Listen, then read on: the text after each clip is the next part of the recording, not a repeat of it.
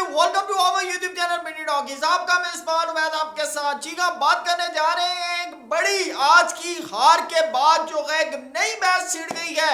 बहस ये छिड़ी है जो अक्सर विराट कोहली के हवाले से भी बात होती है कि selfish player defensive cricket mindset. जी का बात आप समझ ही गए होंगे। बात हो रही है किंग बाबर आजम की।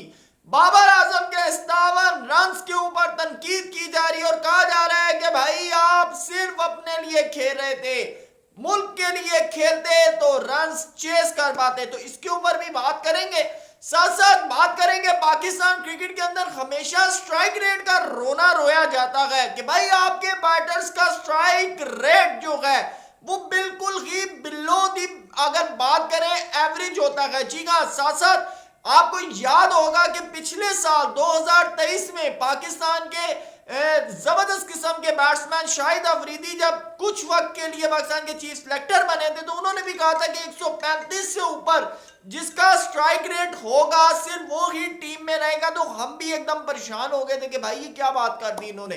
तो बहरहाल आज इसके ऊपर भी बात करेंगे क्योंकि आज पाकिस्तान के बैटर्स का स्ट्राइक रेट तो बड़ा बेहतर रहा लेकिन मैच नहीं जीत सके। इन तमाम चीजों के ऊपर बात करेंगे, साथ साथ ये भी बात करेंगे कि बाबर आजम जिम्मेदार थे मैच हारने का या पाकिस्तान की पुअर पैथेटिक बॉलिंग।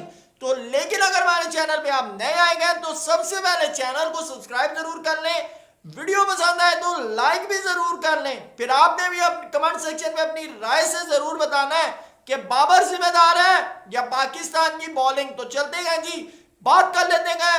आज सुबह से जब से मैच खत्म हुआ है मैंने सोशल मीडिया के ऊपर बड़ी जगह पर लोगों को यह बात करते हुए मैं देख रहा हूं कि बाबर ने डिफेंसिव अप्रोच के साथ 57 रन किए। Babar singlehandedly match win कर सकता था, सारी चीजें कर सकता था, बाबर ये कर सकता था, बाबर वो कर सकता था।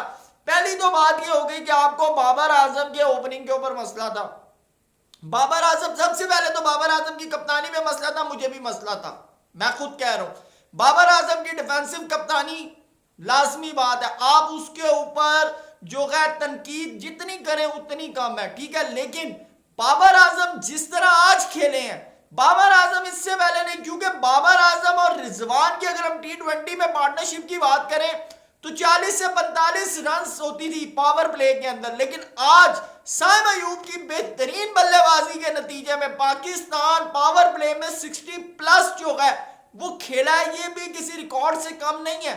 लेकिन जिस वक्त आपके तमाम बल्लेबाज अपनी विकेटें 1 बाय 1 दे रहे हो तो वहां पर बाबर आजम का 30-35 बॉलों पे अगर 57 रन वो बना रहे हैं तो मेरे ख्याल से वो तारीफ से कम नहीं है। क्यों कि अगर बाबर आजम भी 20-25 रन करके आउट हो जाते तो आप लोगों ने बैठ के कह रहे होना था घंटे का किंग, घंटे का किंग, घंटे का किंग।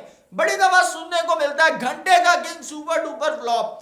तो बाबर जी, बाबर आजम ने अगर आज जो है 35 बॉलों में 57 रन बनाए हैं जिसमें उन्होंने 6 चौके 2 छक्के मारे हैं, तो ये अगर हम इसकी तारीफ ना करें तो ये मेरे ख्याल से उनके साथ ज्यादती होगी। क्योंकि 2024 की ये उनकी पहली इनिंग है 50 प्लस जिसमें उन्होंने हीरोइक किस्म की परफॉर्मेंस दी है। तो बात करते हैं, तो भाई बाबर आजम जो है वो अकेले इस चीज के जिम्मेदार नहीं है। बाबर आजम के साथ कोई ऐसा बैट्समैन खड़ा हुआ है पिच के ऊपर जो ज्यादा नहीं तो स्ट्राइक को रोटेट कर ले। भाई आप मुझे एक बात बताएं, जो बाबर आजम को आकर कहे कि बाबर मैं और आप मैच फिनिश करके जाएंगे।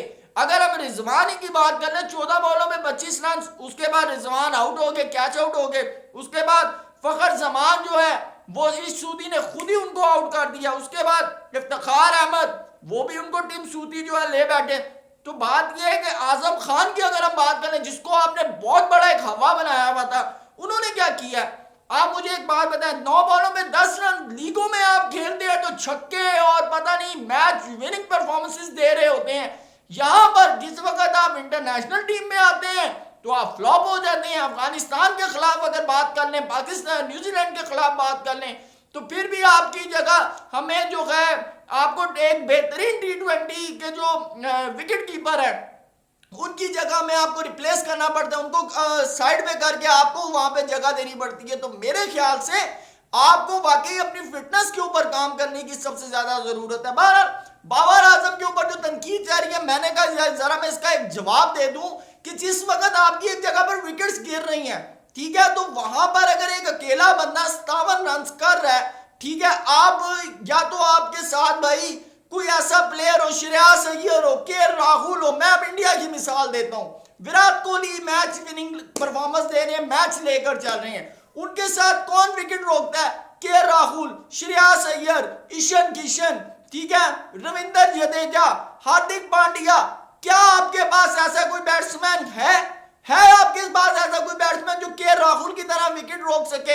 या सूर्य कुमार यादव की बात कर लेते हैं। देखें, बात फैक्ट्स के ऊपर करें आप। दूसरी बात, आप हमेशा स्ट्राइक रेट का रोना रोते हैं। आज पाकिस्तान के अगर बैट्समैन की अगर हम स्ट्राइक रेट की से बात कर लें तो सबसे पहले साइम अयूब का 337, रिजवान का 178, बाबर आजम 162, उसके बाद वकर जमान 150, इफ्तिखार अहमद 141, आजम खान 111, शाहीन अफरीदी 0, आमिर जमाल 200, ठीक है, उसके बाद उसामा मीर और अब्बास का 50। तो मुझे एक बात बताएं, आप हमेशा स्ट्राइक रेट की बात करते हैं, आप ले ले 100+ स्ट्राइक रेट, आपके ये तमाम बल्लेबाजों का स्ट्राइक रेट 130 से ऊपर है, मैच आप फिर हार गए। जवाब दें मुझे, क्यों हारे आप मैच? आप मैच इस वजह से हारे हैं कि आपने विकेट पे स्टे नहीं किया भाई, आपने विकेट पे स्टे नहीं किया। दूसरी बात, आप जिस स्ट्राइक रेट से खेले हैं आप बिल्कुल सही खेले हैं। आप अगर T20 के अंदर 130-140+ स्ट्राइक रेट से खेलते हैं तो आप इतने रन करते हैं, क्योंकि आपने भाई अंधे होके बॉल मारनी है, ठीक है, विकेट बच गई तो बच गई, नहीं तो बाउंड्री लग गई तो छक्का, तो नहीं हुआ तो आप आउट हो जाएंगे। लाजमी बात है ना, दोनों में से एक चीजें होंगी, छक्का मारेंगे, ज्यादा जोर से लगा तो बाउंड्री पार, कम स्ट्राइक से लगा तो कैच, ठीक है। बात कर तो भाई मसला कहां है? मसला आया है आपकी बॉलिंग में, आपकी बॉलिंग में मसला आया है। आपकी बॉलिंग जो है ईडन का उसके अंदर आपको नहीं, आपको डिफेंस कर सकी। आपकी बॉलिंग ने जो 200+ का जो रन खाया है, सारा फैक्ट वहां पर है। आपका स्ट्राइक रेट से खेलना, मुझे बड़ा खुशी हुई आज पाकिस्तान को जिस स्ट्राइक रेट से खेल रहे थे। कोई बात नहीं यार, T20 हार गए हैं, मसला कोई नहीं ओ भाई, लेकिन एक चीज है, आप सिर्फ आज दो चीजें आपकी जो है, एक बॉलिंग, एक रिस्पॉन्सिबिलिटी। जब प्लेयर मैच विनिंग रिस्पॉन्सिबिलिटी लेता है ना कि यार अब मैं ये मैच फिनिश करके जाऊंगा, तो आप फिर मैच जीतते हैं, ठीक है। बाबर आजम आज बड़ा अच्छा खेले हैं, 57 रन से कम बैक किया, हीरोइक किस्म की परफॉर्मेंस दी है, लेकिन बड़ा फॉल्ट बाबर आजम का डिफेंसिव क्रिकेट माइंडसेट है। बात यह है कि उनके साथ कोई लीड करने वाला ही नहीं था। फखर खड़े हो जाते, फखर नहीं खड़े हो सके, आजम खान खड़े हो जाते, वो नहीं खड़े हुए। तो बात यह है कि एक प्लेयर ने T20 के अंदर इस तरह की अभी तक परफॉर्मेंस ही नहीं दी, ठीक है। आप अगर इंडिया के खिलाफ T20 वर्ल्ड कप की भी बात करें तो रिजवान और बाबर थे, और अगर उसमें भी ज्यादा अगर स्ट्राइक की बात करें तो ज्यादा स्ट्राइक रिजवान की थी। तो आज as a vice captain Rizwan को शो करना चाहिए था, लेकिन नहीं हो सका अनफॉर्चुनेटली। लेकिन आज सारा सवाल उठते गए आपकी बॉलिंग के ऊपर। ऐसा क्या आपकी बॉलिंग के साथ हो गया कि Asia cup, world cup, Australia की सीरीज, न्यूजीलैंड, आपकी बॉलिंग थमने का नाम ही नहीं ले रही। पाकिस्तान की बॉलिंग दुनिया की नंबर 1 बेस्ट बॉलिंग अटैक। क्या ऐसा तो नहीं है कि नसीम शाह की परफॉर्मेंसेस ने, नसीम शाह की बॉल ने आपके ऊपर एक शर्म का पर्दा रखा हुआ था। नसीम शाह के इंजर्ड होते ही जो उतर गया और आप लोग नंगे हो गए सारे, क्या आपकी ये बॉलिंग आपकी है? तो अपनी बॉलिंग का जो है वो खुदारा, अपनी बॉलिंग का जो नजला है वो किसी की अच्छी परफॉर्मेंस के ऊपर मत डालें आप। मुझे तो अभी ये बड़ी हैरानगी हो रही कि शायद कोई उठ के ये ना कह देता भाई ये साइम अयूब जो रन आउट हुआ है ना, इसकी वजह से मैच आ रहे हैं, तो ये साइम अयूब की गलती है। वहां पर तो आप लोग चुप हो गए। तो मेरे भाई ये कम से कम बाबर आजम की ने अगर आज अच्छी परफॉर्मेंस दी है तो उसको हजम करें। मैच हारते हैं, तनकीद होती है। आज मैं सबसे पहले मैं अगर तनकीद करूं तो एक आमिर जमाल को न्यू बॉल के साथ आपने ओवर दिया, ठीक है।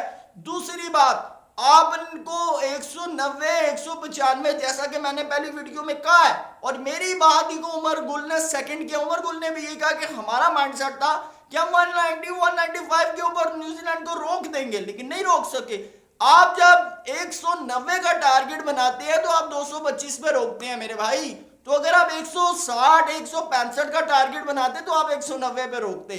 माइंडसेट ये होता है। दूसरी चीज, आपके कैप्टन अपने आप को पता नहीं क्यों ऑलराउंडर बनाने के चक्करों में लगे हुए। या तो उनको अपनी इस चीज से डर है कि मेरी अब बॉलिंग खत्म हो रही है, तो ये ना हो कि मुझे किसी दिन उठा के बाहर फेंक दे, तो मैं बल्लेबाजी में अपना नाम ऐसा बना लूं कि अनफॉर्चुनेटली मैं टीम में तो एग्जिस्ट करूं।